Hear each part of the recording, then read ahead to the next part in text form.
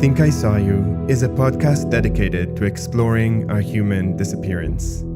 Every episode features an interview with a different person. In this season, I recorded the participants and faculty members of the program Generation J, each of whom reflected on their own thoughts and experiences of disappearance.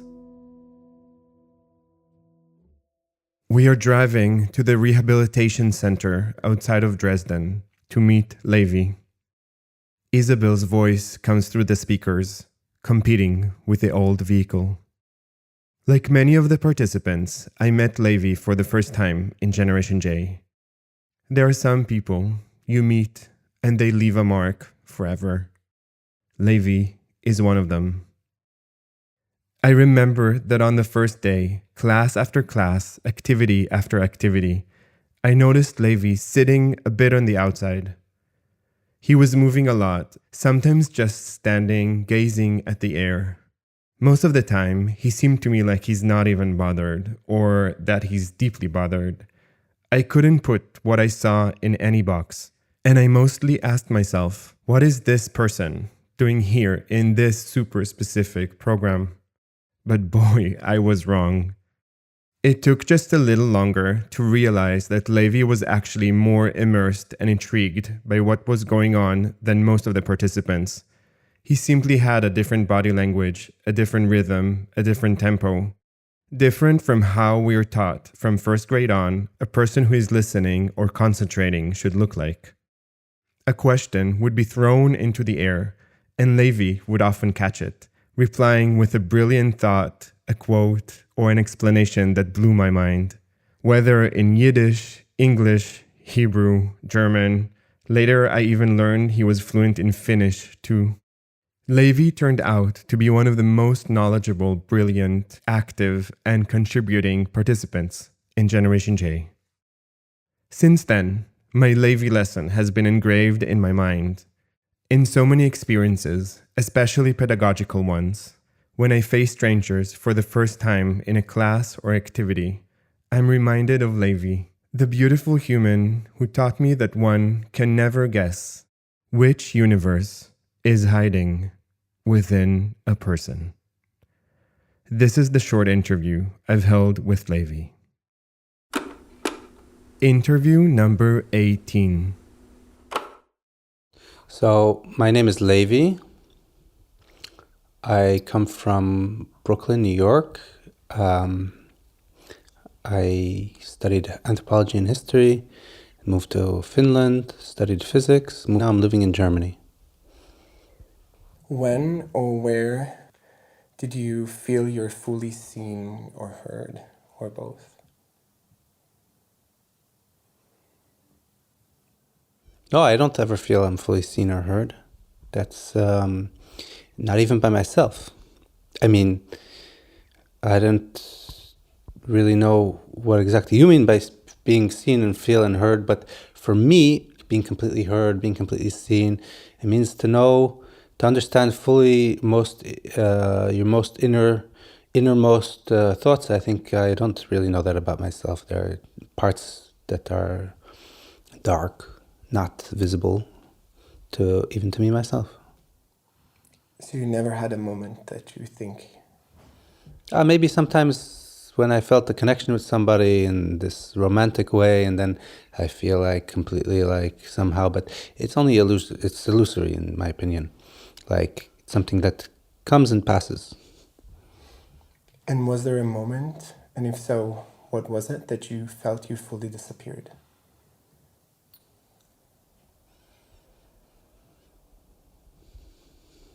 I think when I was a kid, I had a lot of times like that I felt completely sort of neglected, not taken into account. Yeah. Is there a moment you can share, like an example of that? No, I think these are very dark things. I prefer not to, go in there. Can you maybe say what that place of disappearance means to you? How do you understand that space? For me personally, or for... I think it means to feel like you have no place in the world that you're in the society that you're in. To feel like the way that you are is not accommodated here, is not desired here, is not, is to the extent that people can even recognize what it is, they don't want anything to do with it. Would you invite someone to join you in that space of disappearance? And if so, how would you teach them to join you?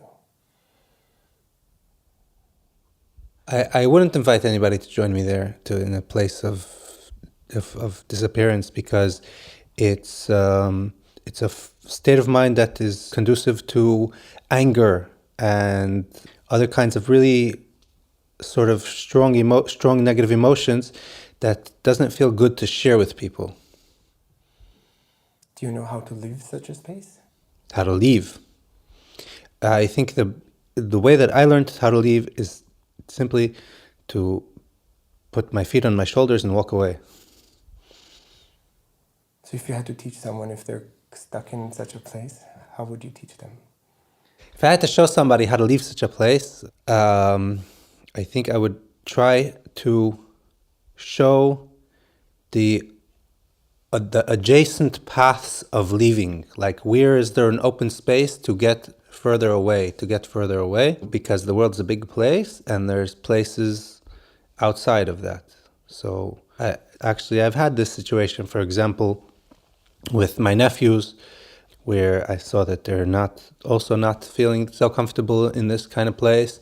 And I just tried to show them in different ways, like, hey, you can go a little bit in this direction, you can go a little bit in this direction, and go further away. Would you like to share, for people that just don't know you, like what is the background you're referring to that you come from? Or we also don't have to at all. Like it can be open. It can be like a general space. Mm-hmm.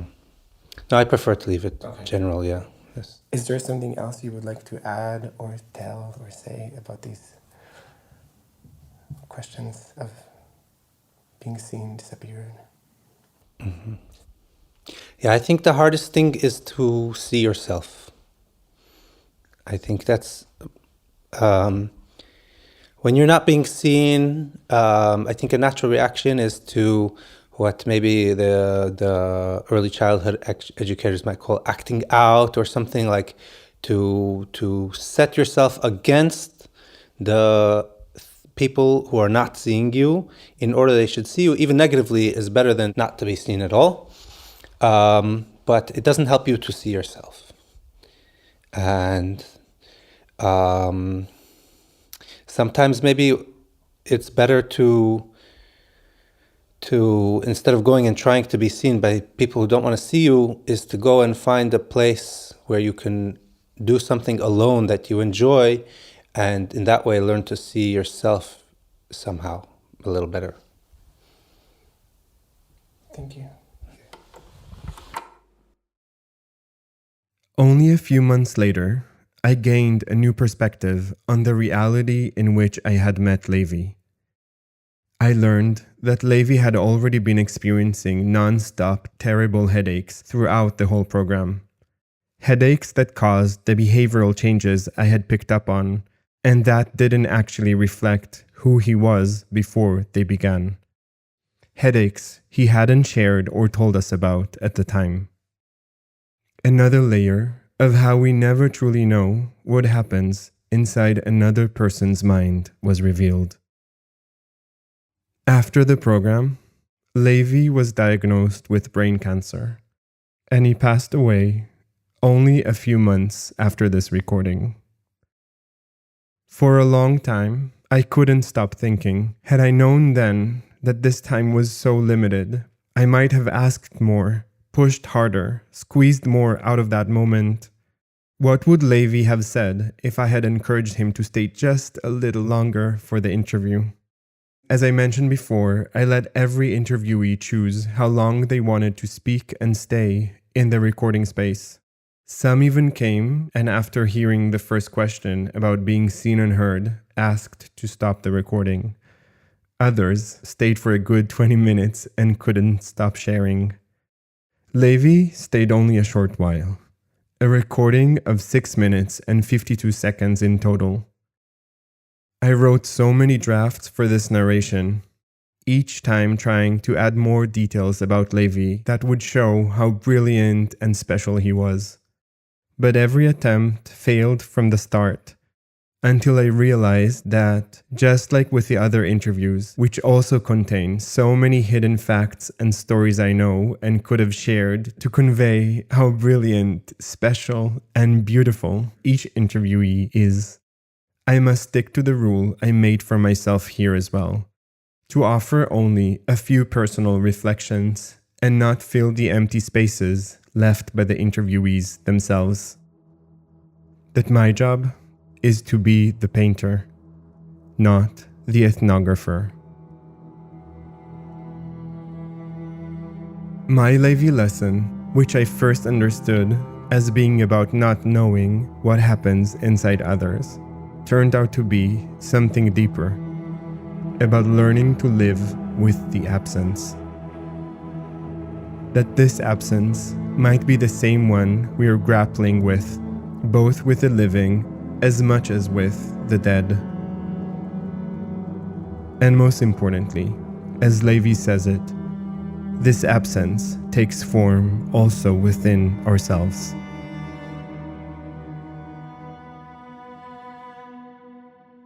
More often than not, interactions barely scratch the surface. Much bigger stories are constantly being sunk in the background as a conversation unfolds.